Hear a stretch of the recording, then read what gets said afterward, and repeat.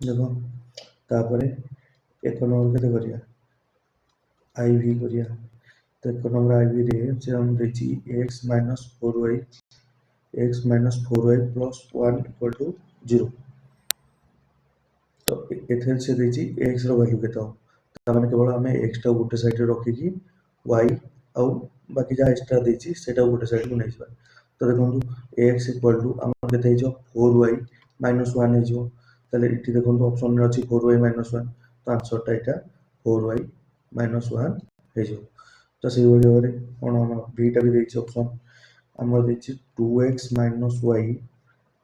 plus 2 equal to 0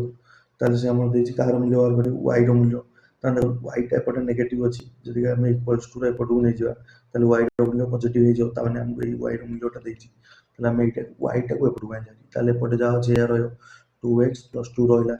ताले answer केते होला 2x प्लस 2 ताले आंसर ए ऑप्शन रे अछि या 2x प्लस 2 अछि ताले एटा आंसर हे जो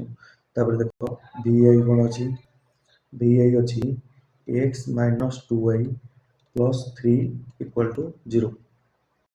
तो x minus 2y plus 3 equal to 0 अछि तो देखो